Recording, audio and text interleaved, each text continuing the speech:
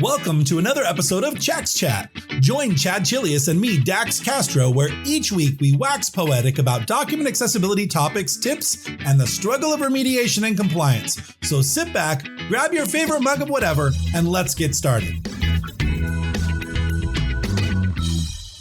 Well, welcome everybody to the Chax Chat podcast. My name is Chad Chilius. I'm a Adobe certified instructor, Adobe certified expert, and accessibility wizard here at Chax Training and Consulting. And my name is Dax Castro. I am the other accessibility wizard here at Chax Training and Consulting. And Chad and I are both certified as accessible document specialists. And if you'd like your certification too, head on over to accessibilityassociation.org and click on certifications to learn more about the ADS, the WAS, and the CPAC, right? The general accessibility training for mostly managers and kind of people who want high-level stuff. So good stuff. Chad, I was out chasing comets this morning. Like at 2 in the morning, I was on a bluff at Emigrant Gap overlooking the snow-covered mountains because it had just snowed like 2 feet. And I'm waiting for the sun to rise, but I'm waiting for this comet to come right before the sunrise. And so I had just a small window to capture this comet. And mission successful. I got it. I'm all good. But I'm ready to take a nap after this podcast for sure. Yeah, so. I'm sure. Yeah. Well, a friend of mine posted a photo that she took. She captured this crazy thing in the sky over here where we live, in Pennsylvania. And it turns out it was the Starlink launch that they launched, like, I don't know, 20 new satellites or something like that. Yeah, they're called satellite trains, and we see them all the time. There are actually people who hunt them, and you can look up when they're going to launch them. And what happens is they launch them all in one shot, and as they start to get out into space, they get farther and farther apart. So at some point, they almost look like Santa's sleigh with these little starlings all like in a line. It's the craziest thing. It's really, really cool. It was wild. I mean, I saw the photo. I'm like, where did she take that? And it was literally right in my backyard. But well, good. Dax, good, I think your California weather is coming to the East Coast, right, Judy? Because it's supposed to hit like the 90s later on this week, which is for April. That's crazy. It's way too early for it to be that hot. I feel like it always is that hot at tax day. Yeah, right. Absolutely. So I think it's always around tax day that it's this hot, and then it cools back down. So I'm just like, it's the tax week. So. Yes. Well, we've spilled the beans. We have a guest today. Chad, go ahead. Yeah, we want to introduce our guest for today. Judy Risch comes to us. She's a fellow Philadelphian, and Judy and I live, relatively close to each other. But Judy and I met, Judy, I think we met at a conference a couple of years back or something like that. And we became fast friends, and we just kept in touch, and we continue to see each other. We saw each other at CSUN this past year, and, we just really enjoy, connecting. And Judy is our guest on today's podcast, and we're really excited to have Judy on the podcast. Judy brings over 2 decades of invaluable experience from her tenure at the Office of Civil Rights in the U.S. Department of Education. She's nationally recognized as a foremost expert in digital accessibility, having served as a senior attorney at the Department of Education. And while at the OCR, she provided expert technical guidance during the development of the new ADA Title II amendments that cover digital accessibility. So it's very appropriate that we're having you on right now, Judy, because we are currently 8 days away from the Title II deadline? 10 days. Oh, is it 10? 10 I thought days. it was the 24th. Yeah, and today. Oh, 14. You're right. Sorry, my math is a little challenged here. I'm sorry. I think I looked at it. I saw like the 4, and then I added 4, and I did it wrong. Sorry about that. But actually, it's 8 business days. So you're sort of right. There you go. Okay, it's halfway there, right? Awesome. Well, listen, Judy, we're really excited to have you on the podcast today, because, Dax and I talk about this all the time, but having an actual attorney on the podcast is always, it's like, oh, okay, this is really how it is, right? Like Dax and I can prognosticate and kind of like theorize, but having an actual attorney on, this is super exciting. Yeah. Well, welcome. This isn't legal advice, though. I have to say that I'm not your lawyer. No. I'm not practicing law, I was going to say, there's this guy on YouTube who says, this is not legal advice. I am a lawyer, but I'm not your lawyer. Mm-hmm. Go. Exactly. So anyway, we're really excited to have you on the podcast, especially, at the point in history where we are right now, where Title II is coming up in, as we said, 8 to 10 days. And we would just really like to talk about, Title II and what it means for everybody, So, yeah, I think it's paradigm shifting, but it's not. I think it's putting the attention, it's putting something, the hammer behind something we've all already known. I've been working in digital. I mean, before I was at OCR at the Department of Ed, I was a graduate student, and we were talking digital accessibility in 2000, 2001, 2002.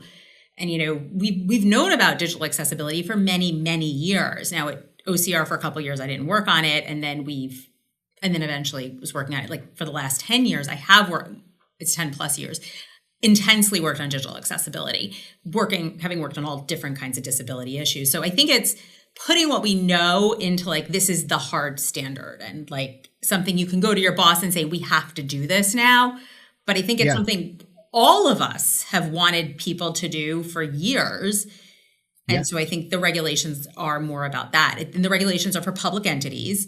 And that's not just, a state, that's townships, that's universities, that's your public library. It's that type of thing. So let's talk about that for a second, Judy, because when I was reading the Title II regs, for the average person who goes to the Title II website and reads the guidance, it says, I believe it says, federal, state, and local government, right? Like those are the key areas that it's focused on. Do I have that incorrect? It's state, county, local, municipal.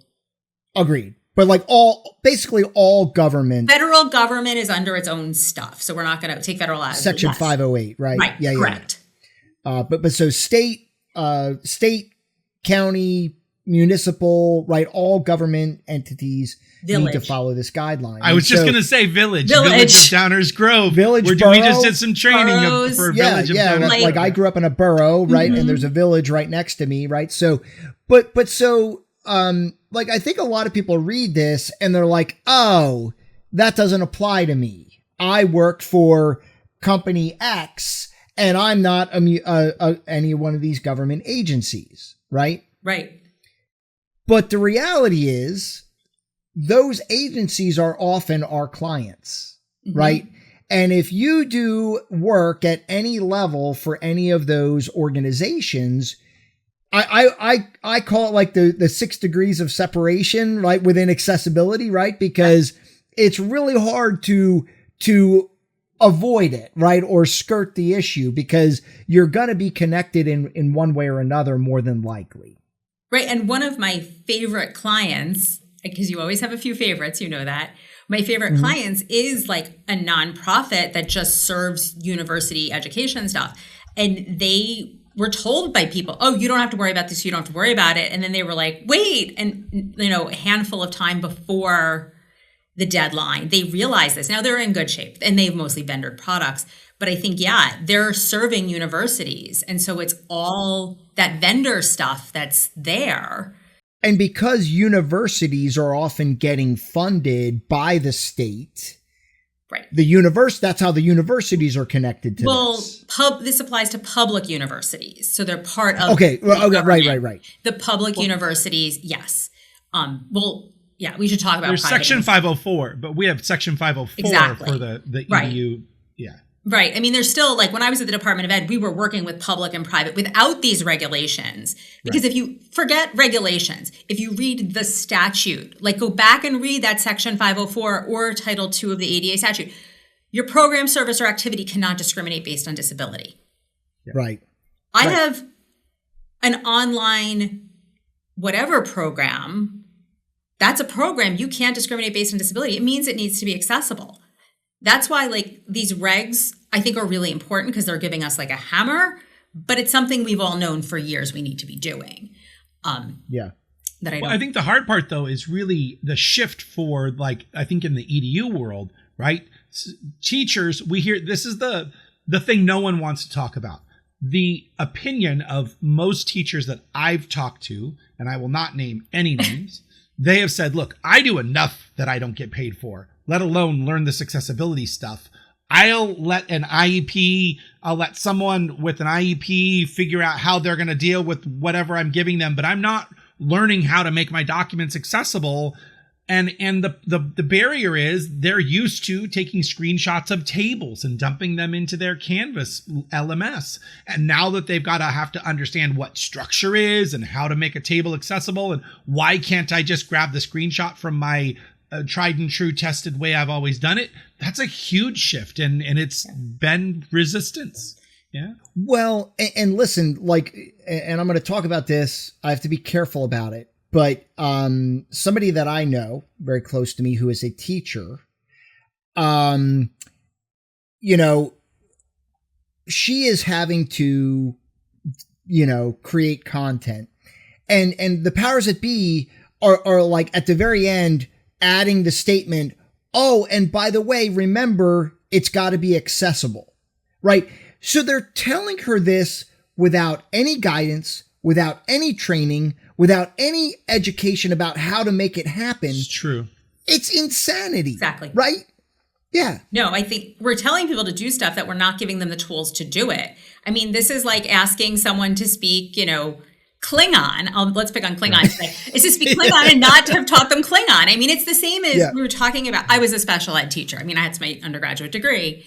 And I know where I'm talking. But this is like, and I'm using this analogy, it's not, kids with disabilities, we're asking them to do things that they don't even know how to do because we didn't teach them that.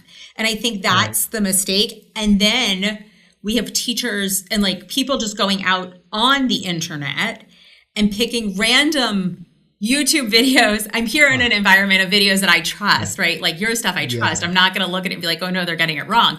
But like you Google this and, you look up the topic and you're like, okay, I'm going to look at the first video, and that video is giving me inaccurate information. So the other big thing is the misinformation about digital accessibility that's out there is just wild at this point. I mean, it's the frustrating part of this that Dax and I talk about all the time, right? And it's almost detrimental to people to try to figure this out on your own because they get led down these rabbit holes and they develop these habits that are just completely wrong, right? And then they finally come to formal training, like what Dax and I offer, and we're like, okay, stop doing that, right? Like don't ever do that again, right? You know what I mean? And then we kind of guide them on, this is what you have to do to do it correctly, right? Dax, you want to say something? The other part of this is that the people who are asking the people to, hey, make this accessible, have no idea what it means to make it accessible. So when they say, well, what do you mean? Well, it needs to pass the Acrobat checker, or I needed to pass the Microsoft accessibility checker, and so you can't have merged cells in your table and yada, yada, yada. Whatever it is that they're doing, they don't have enough skills as the requester to know what's going on. And we see that so many times with organizations where their litmus test is so skewed, they don't even know. Well, and that's when you start seeing people getting quick fix solutions. That's where the overlay market is having a boom, which doesn't work. I cringe every time I see it. I mean, because I've been deeply involved in the testing part too. It like those for $1,000. I mean, at this point, people are like, even for $50,000, if you'll tell me it'll fix all your problems instantly without me having to do anything, it's like, I'll take it. Because they're just so, and they don't even know what they're doing is wrong because they truly want to do what's right. And it's not, it's just, they can't do it because they don't have the subset requisite skills. And that's what I really try to focus on, educating people. And I know it's overwhelming and teachers are overwhelmed and things like that, but it's small steps. It's like, don't let perfection be the enemy of the good. It's just start somewhere, do something. Don't go back and fix all your old power, what you need to technically, whatever. But like, don't go back and fix them. Do what you're making today. Let's make sure we do that right. And then over time, we'll go back. Or when we have a break in the summer, we'll spend an hour a day or something on it. Like, I think we need to be looking at more. Perfection isn't, I mean, perfection's the goal, but we're nowhere near perfection. No one's going to be perfect at this point. And we are three peas in a pod, because like, if you've listened to any of our previous podcasts, Dax and I will say that all day long, right? It's like, you don't have to be an expert, right? And like, people are like, people have this Title II looming over them, and they're like, oh my God, what am I going to do? It's like, stop, take a beat, right? Let's get some training. Let's teach your people how to do this, right? And starting from this day forward, it's going to be better. It will be better than what it was before you did that. Let's not think about all of the legacy documents you have, right? That's a tackle for another day. Mm-hmm. But for now, let's make progress, right? Let's actually put our first foot forward, or whatever that phrase is. Put our best foot forward. Best foot forward. Thank you, Dax. And just like make good progress moving forward. And that's really what we try to encourage our clients to do. And that's what, even like, I know we're talking, the public entities have 10 days, right? And that's where it is.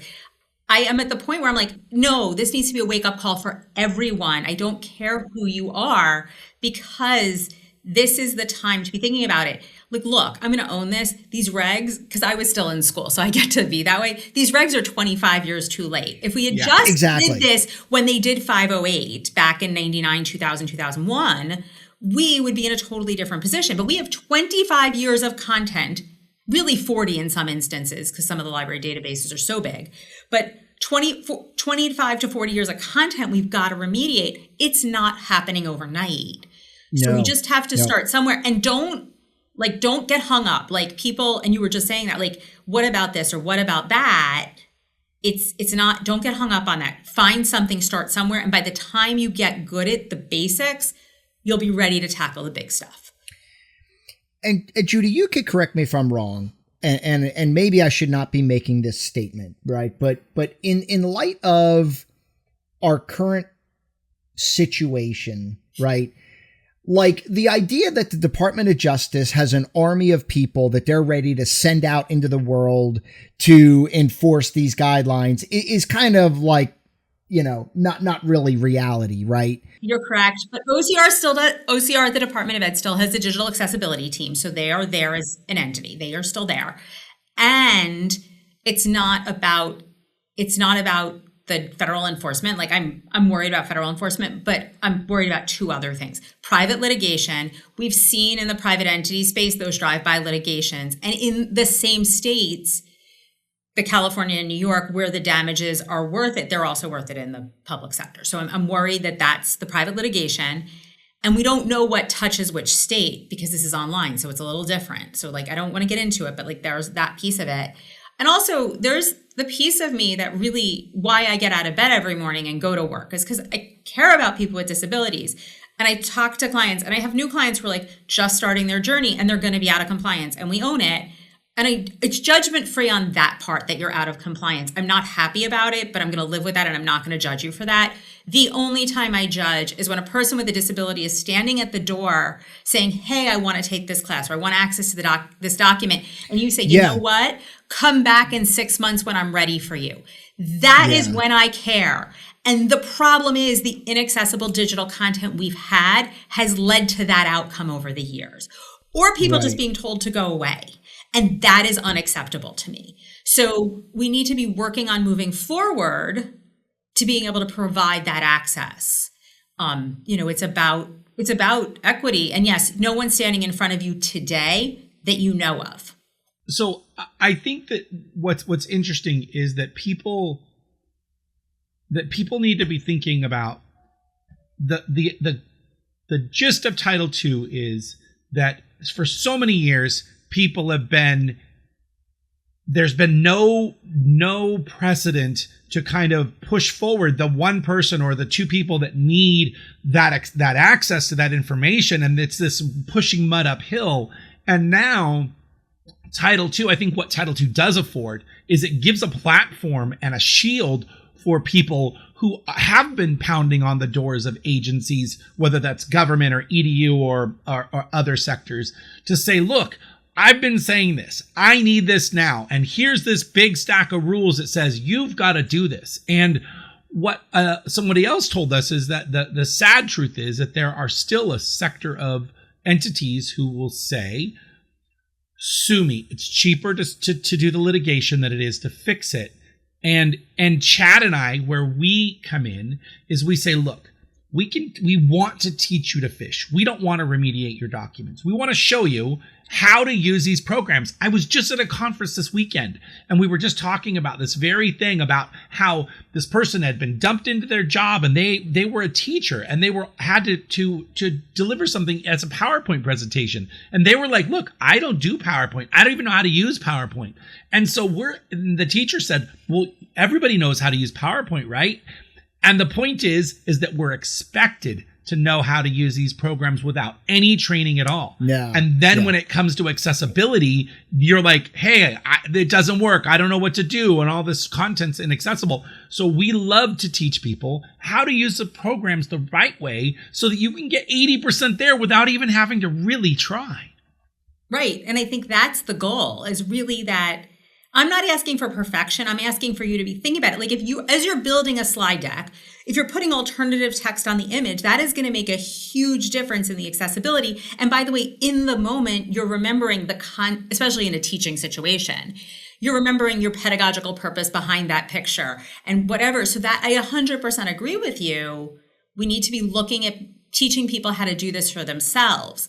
And I think that it's really easy to be, and that's one of the things I work a lot with my clients on, is to build the structures and systems internally, and whether it's training and whatever, and policies and processes, because we need to have this well disseminated across campuses, across organizations. It's everybody's responsibility, because we have administrative people generating minutes from public meetings. They need to know how to do this. And it's so much more efficient to do it on the front end than to do it reactively and pay someone to remediate, which is, I know, part of your business model too. But it's the truth is we want to teach people to fish for themselves so this becomes sustainable.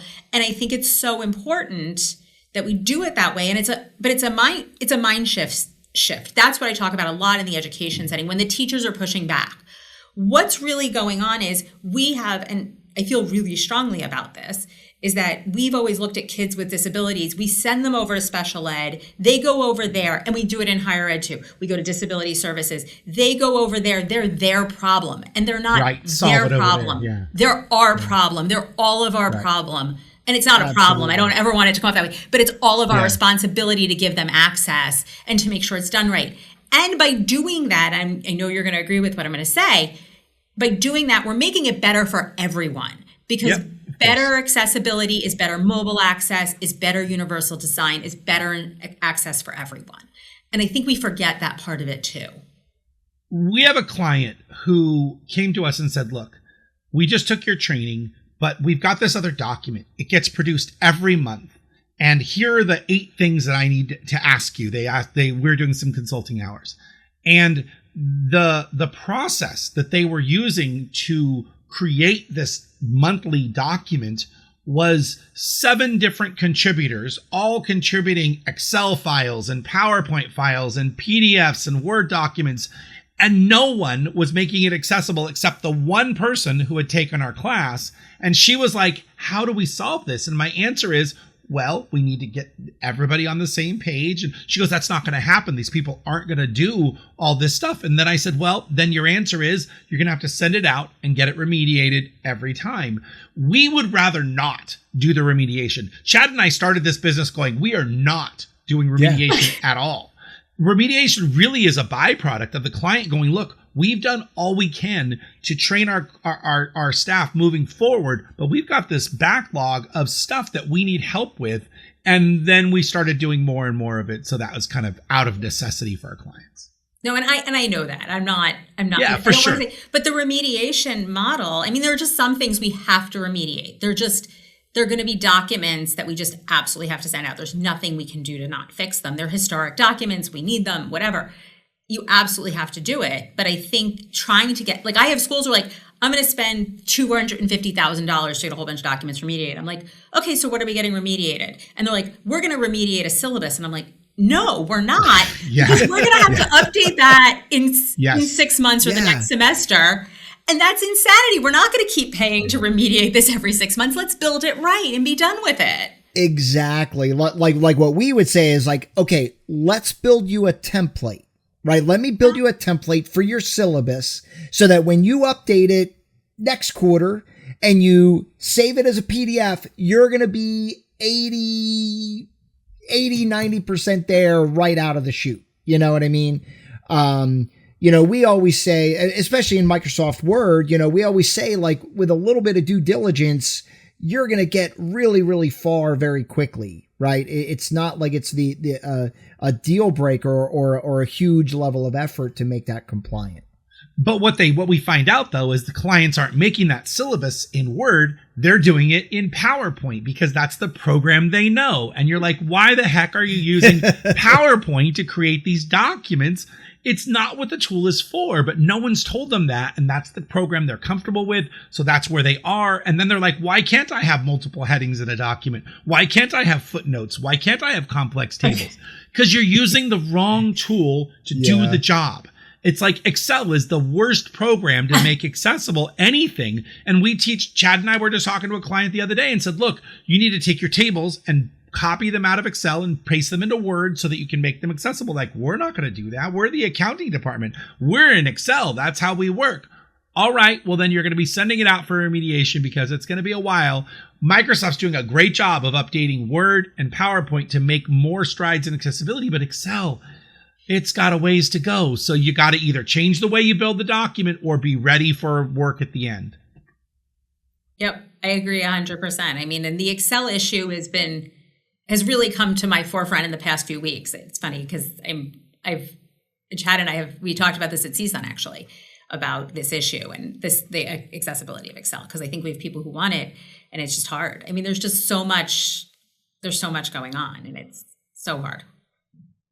So getting back to Title II, Judy, right? Like, I know a lot of people are leaning on. So Title II has a discussion about archived documents, right? Where so.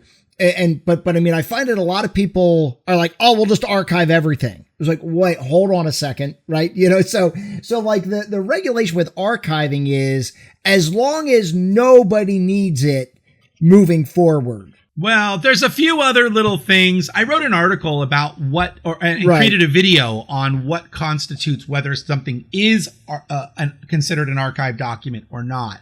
It's a little bit more nuanced than that, but not much. I mean, there's some litmus tests, but the reality is if it is unchanging information that no one needs to get a service, create a process, because if it's a form from 2015 that is the city permit form, that absolutely needs to be accessible, even though it might have been designed 15 years ago. Well, and I'm also going to say, I think archive's a little more complicated than that. Like, there are carve-outs for it. I think you're right. And I think we have the problem of we don't have clarity on what an archive is. Like, our amazing librarians are all about getting people information and they want to be accessible. Right. Librarians are not saying we don't want to be accessible. They want to be accessible. It's just there's so much. I mean, a library is a library, right? So we don't know what they call an archive is what we call an archive. I mean, this is part of what DOJ is not giving us the information. But no, it needs, if you're currently using it, archiving isn't an option. But if you have board minutes, I like meeting, city council minutes, all those kinds of things we've had on your website since 1998, you've been putting them on, leave them. Yes. Don't worry about it. What I also recommend is while we can put things, once something's in an archive, it doesn't mean we can't take it out and fix it in 2028 or 2029 when we realize it. But I think we need to be using our data analytics. So like if we have a document that's being hit 1,000 times a day, that absolutely needs to be accessible. Yeah. But if it's only being hit 4 times a year, like I can live with this and it is okay to be in the archive. So we need to think a little bit also about like how often is it being used? And so like but on old documents, I think we have a lot of we have a lot of leeway, but if we're currently using it in any way, shape, or form, like I work a lot in education, but I do other things too. But, if it's we update the handbook every year, I don't need to do all the old handbooks. You need to do the current handbook. And I while sending it out for remediation is the instinctual answer, it's not fix the templates, fix what we're driving it on. So going forward, everything's better. But, I don't feel a need to go back and do every handbook we have on our website since, the 90s. Yeah, well, and again, I mean, for a handbook, I mean, the only information in a handbook is what's current, right? So, last year's handbook, the minute the new semester came out, it was kind of like not really useful anymore. I mean, maybe for reference, I don't know, but I think that's where the organization needs to make that determination. And I think as we're talking, I want to say one other thing. There are two different provisions in the regulations that exempt. There are two different exemptions. There's an archive for HTML pages. There's an archive requirement. So those need to be in a specific area designated as an archive. Right. Then we have our documents exemption. And that's documents in existence before April 24th, 2026, which we need to talk about the deadline too. Or April 26, 2027 for those entities serving under 50,000 people, not student enrollment, but your population size is under 50,000. Right. Need to say that too. But that's a different exemption. And those technically don't need to be designated as anything. They just need to exist because we can look at the document and tell the date of creation. I don't agree with that. I prefer, especially when we get into all those board minutes and those meeting minutes we've got, I much prefer a statement of everything below this line isn't going to be accessible. We're sorry, but if you need access, please contact. I think you're better off just acknowledging it and knowing, because then you know where it is. And then people have a really quick way of knowing it rather than like they open this document, it's inaccessible. Oh, wait, let me find the newer one because maybe that's accessible. That's a really hard user experience, especially for someone who's not seeing it. Well, and I think as an organization, you need to have the capability in place to make it happen when you get the request, yes. Right? Because, if they make that request and they're waiting 3-4 weeks, that's where, we have some challenges, right? Because now they need that information and they can't get it. And that's where we're going to start to run into some problems. I think one of the other problems is people want to say, well, I can just put it behind a firewall. I can just put it behind a password. If I put it behind a password, then therefore it doesn't need to be accessible anymore. And I think that's just such a misinformation about how to apply the rules. This is a misperception on the regulation. Yes. That everything either behind the password is exempt. It's absolutely not. And as a matter of fact, it was in the draft reg and taken out. So start there. I mean, a little more complicated than that. But we did have all instructional materials were exempted and that was all taken out. The higher ed community spoke very loudly on that part. And there's also a misperception employee content is exempt. Yeah. And I don't agree with that because if I actually look at the physical regulation, like the actual standards, there's a physical accessibility section because they're saying employment's covered by Title I of the ADA. And if you look at the actual section, there's an employment section in Title II of the ADA. And B, in Title I, there's nothing about physical accessibility. Does that mean we don't have to provide a physically accessible environment to employees? Is it exempt? Absolutely not. Right. Of course. So, like the digital accessibility applies to employees too. And this is a huge misperception out there. And like we had conversations about this when we were working on the regs. I mean, these were conversations we'd have in the office of like, should this cover employment? And we're like, yes, it should, because we've seen employees saying the time and attendance system isn't accessible to me.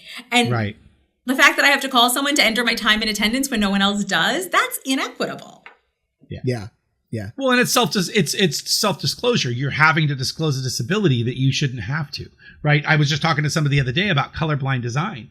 Right. And like, well, nobody has told us that they're colorblind. I'm like, yeah, they shouldn't have to self-disclose if they have a disability. Your stuff should just be accessible. And that doesn't mean you have to add 100 patterns to all your maps and charts and graphs. But there are other ways, and we teach what those ways are, to use subtle ways to make differences between things, to display data differently so that you don't have to worry about, is color the only way you're communicating information? And,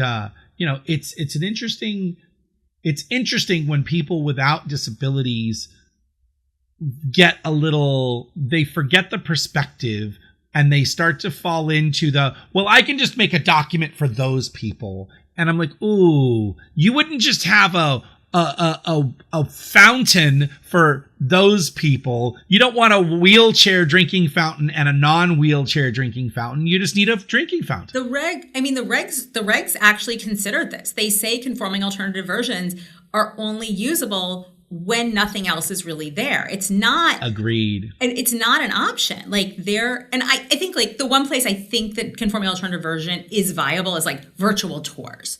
Like I don't know how we'd make it accessible. And there's some very good accessible virtual tour parallels that do a very good job out there. I don't want to say they're not. Like that is the one place I'm comfortable being like, okay, that works for me. But like the regs explicitly say this, unless you can't do it, you don't do it. And the reason they're saying that is because we've seen the parallel version.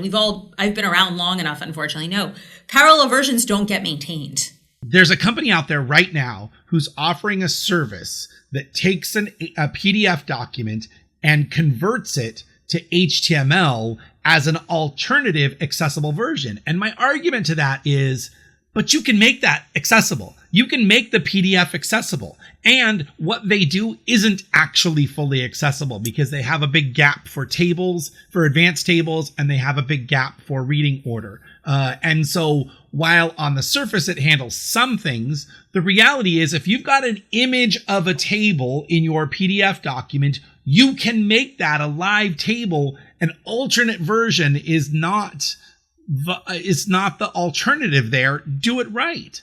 It all goes back to like, AI is a tool and it's very good. And we've seen such improvement.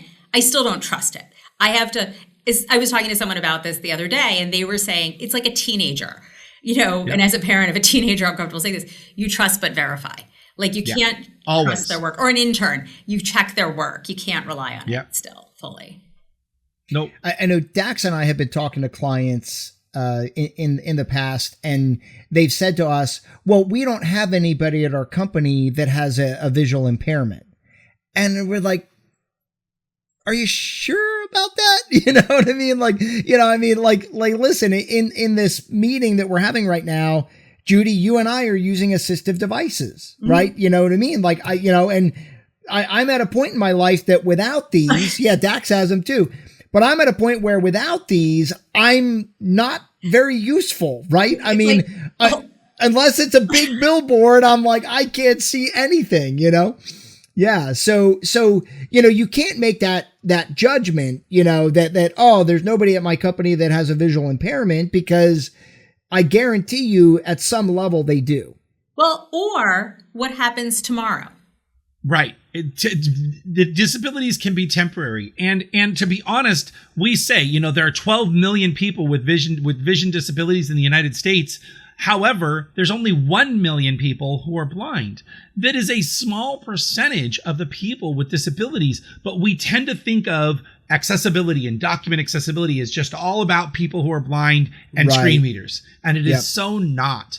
I have ADHD, I have dyslexia and dyscalculia, and so for me, structured headings and logical reading order and all those things help and benefit me, but I'm not telling every single person I know that you need to do your documents differently because of my disability. I don't wear it on my sleeve from that perspective, but I also know that if they would just make the document using good document hygiene, it would be accessible for me, and you don't need to jump through a bunch of special hoops. And in the education space, because the students are just so much more technically savvy every day. I mean, they just are. It is what it is. They're saying if a document, even a student without a disability, nothing, nor like, non-disabled student, clearly not, or not diagnosed or anything like that, they like the accessibility too, because they can take the lecture notes that you've given them, that is the PDF, and they can extract it into their own word processing document and do with it as they want and take notes more effectively that way.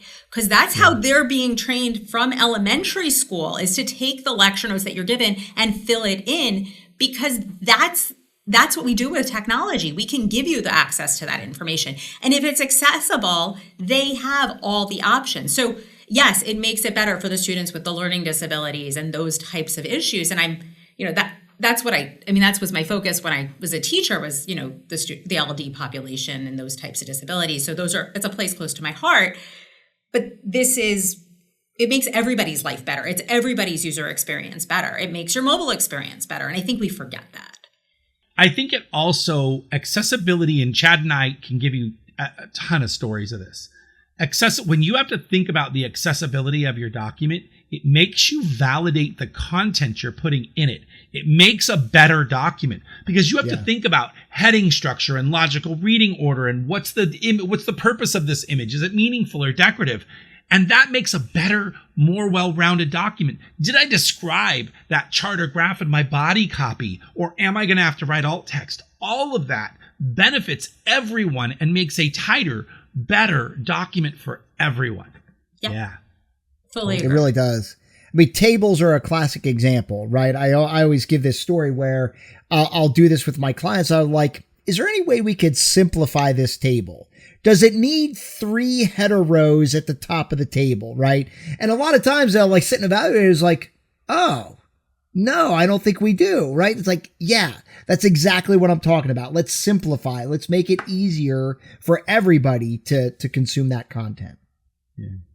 Awesome, this has been great, Judy. Well, I'd love to. Can we talk one more thing? Because we've got to talk. Yeah, I was just gonna say, I would love to give you the last word here and ask if there's anything we haven't covered that you think is something we should be discussing. So yeah, we do need to be talking about something. There's some there are 2 things we need to talk about, but there's some wildness in Washington and in the digital accessibility space on these regulations, and we don't know what's going on yet, and everything is stay the course. Don't change what you're doing. It's not, and even if something changes, we still need to stay the course because this is the right thing to do. Right. With 10 days to implementation or effective for a lot of entities. Now, the smaller entities have another year. There is some type of emergency rule going on potentially. Since early March, there have been some listening sessions that last week were all of a sudden summarily canceled, the remainder, though there were only 2 on the book. So I do know a few other people who were there. The listening sessions have been, I have multiple friends who participated. It's not just one. I have multiple people who went. They were, you made a phone call in. It was a phone call. You actually had to dial in with your phone. It wasn't even a virtual meeting. Like you couldn't even interact like we're interacting right now. You dial in with your phone and you just got, basically read your script and they didn't ask questions or anything like that. The first 2 meetings who kind of, it seems, brought this about were the League of Cities and the Minnesota League of Cities, and then the League of Counties, I think is the third one. And all of this is public. It's all on the web and things like that. Sure. And they're raising concerns. And one is this is gonna make you laugh. The Minnesota League of Cities, one of the arguments in their letter was like, we've spent $125 on Adobe Acrobat Pro, and that's unreasonable. Like, come on. You have to have Pro at this point. I know. Yeah. So there's something going on with the regs in Washington. Now we're 10 days away from implementation. How do you mess with the regs? And they're saying it's an emergency regulation, but these have been on the books since April of 2024. We've known about this. Actually August of 2023, the draft came out for notice and comment, and there was a full and robust comment period. And we've heard undertones of, well, we didn't know about it. And this is news to us. And it's like, we all knew about it. Yeah, right. Well, everybody was hoping that the president at large would cancel it and strip it away. And even if they go away, it doesn't matter because you've got Section 504 and Title II effective communication. It doesn't matter. Yeah. That's why I'm stay the course, because I think now we're with this emergency regulation that they're thinking about. There's no emergency here, so I think we're now setting ourselves up for a whole bunch of litigation, and so we could end up with a whole wild ride. And it's really important to be staying the course because we all know nobody's going to be compliant in 10 days. It's not happening. So just if we get an extension, great, fine. Whatever, it's not going to change anything. We're going to all it can't delay this. So just stay the course. I really think it's important. And, that's that piece of it. The second piece of things that people aren't talking about is the Title II regulation and Title II requirements at the same time went into Section 504 at the Department of Health and Human Services. So everybody who's receiving Medicare, Medicaid money, anyone who's taking anything from HHS is also now under a digital accessibility requirement. And I feel really strongly about this. After 2020 with telehealth, we saw inaccessible telehealth for people with disabilities at a time where you didn't want to go to the doctor's office. Right. And getting to the doctor's office was even harder because the transportation, it was just 2020 was what it was. And so those regulations, I think, are almost on some level more important than the Title II regs to me.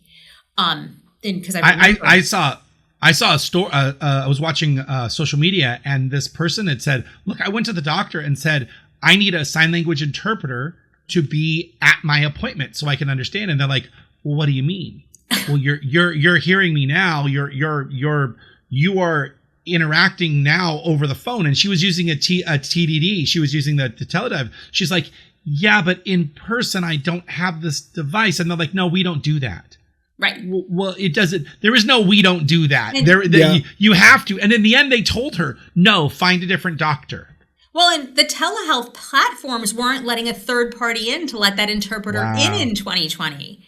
So we need to be thinking about this stuff. And I think it's really important. And so, I mean, I just want to remind everybody that the 504 HHS regs are there too. Yes. So we need to be paying attention. So that's why I'm at a place where I'm like, we just all need to be paying attention to this. It's not, it's coming. It's coming for you at some point. Yeah. We can't avoid it, right? I mean, there's no skirting this issue. It's here and it's here to stay.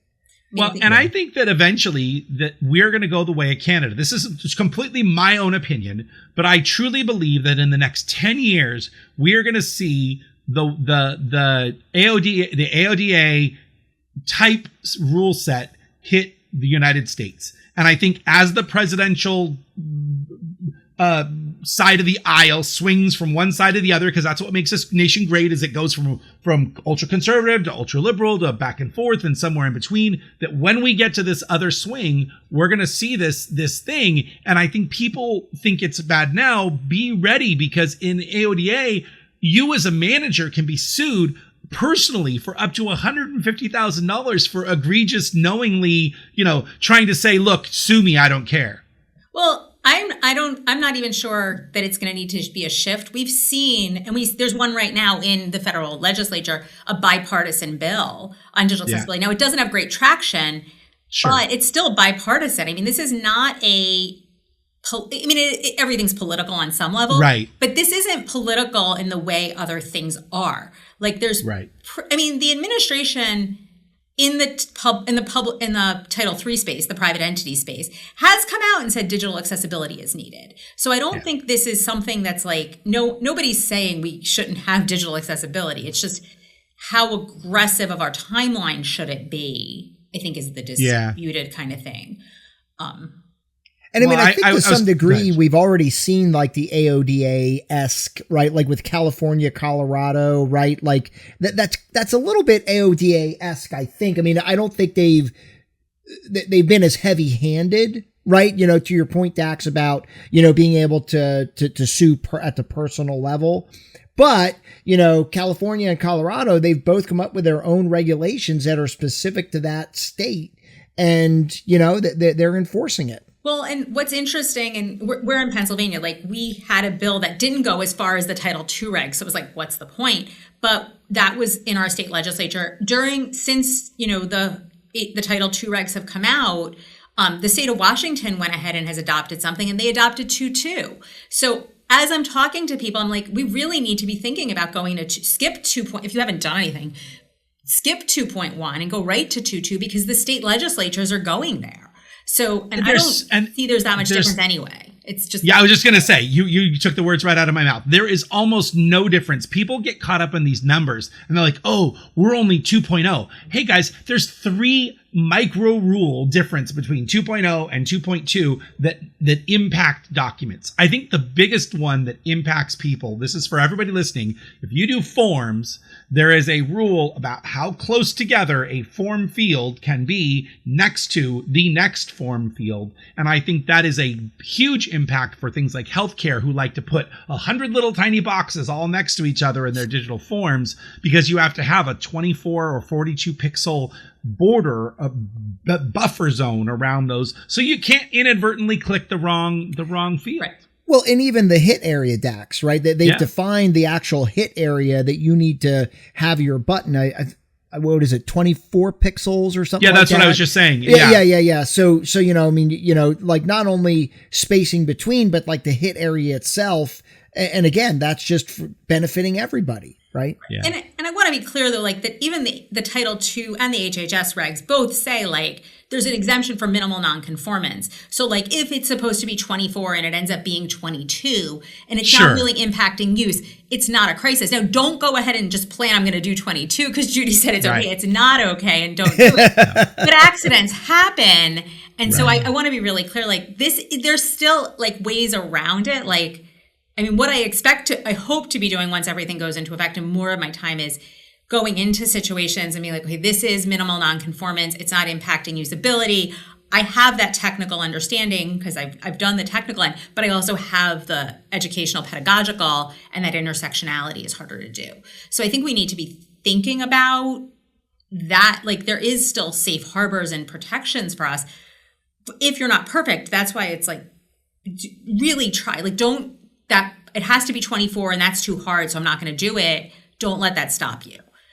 Well, and I think that we always, and I always tell people this in my sessions. I said, look, I am no lawyer by any means, but accessibility is about weighing risk. It is about looking at what you have to do. And if I've got 500 legacy maps that all have colorblind barriers because they use red and green and there's no way to tell the difference between all these. And these are maps from past projects that don't have an impact. That's not a big risk.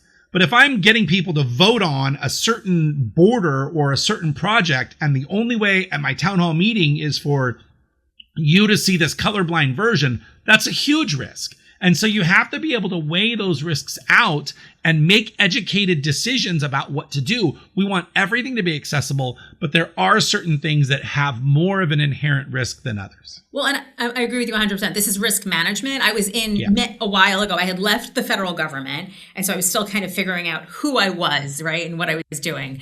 And so I was sitting in a session on cybersecurity because it does connect to what we do, believe it or not. And the person's like, we're never going to be 100% perfect. It's all risk management and cybersecurity. And I was like, that's digital accessibility, like too. And it's all risk management. There are going to be places where we're not going to be compliant. And I think that's really important. And that's why it's like, I go back to this, I say it all the time, don't let perfection be the enemy of the good. Just do something. Start somewhere. Yeah. Well, and I'd love to give you the last word. We are at time here. We're just about an hour. Normally we go about half this, but this has been such a great conversation, Judy. Really appreciate this. We got to do this again. But if there was any one piece of advice you would give to people who are worried about this deadline that's coming up in 10 days, what would you tell them? So I have two pieces of advice. Of course, we're going to go double time now, right? First piece of advice is don't panic. When we panic and do things out of fear, that's when we make bad decisions. So let's take it down. We're not making the deadline. Like that's what it's going to be if you haven't done it. If you've done nothing, this is the first time you've thought about it and you're like, oh my gosh, put on your website a statement. If you're having an accessibility problem, please do a form, do something that we can make it so you can notify you, like the organization, that if you're having a problem, that they have a way to contact you and there's some process in place. And we have to figure out a process to how to respond. And that's what I help do all day long.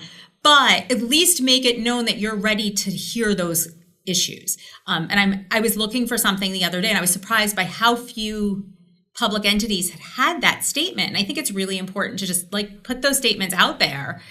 I'm not saying it's going to get you out of compliance. You don't have to do anything, but it is going to give you that a little bit of a defense at least. Well, and Chad and I would say there has never been a PDF we have ever encountered that we cannot make accessible. So, there are always ways to make content accessible. With enough time and effort, definitely. We've done 500-page, highly technical math documents and educational syllabus and study material, all sorts of things.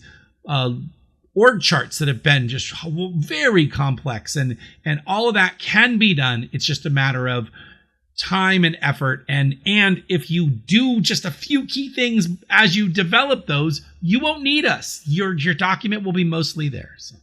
All right, guys. Well, listen, Judy, thank you so much for joining us today. It's been awesome having you on the podcast. And until next time, guys, my name is Chad Chilius. And my name is Dax Castro, where every other week we unravel accessibility for you. Thanks, guys.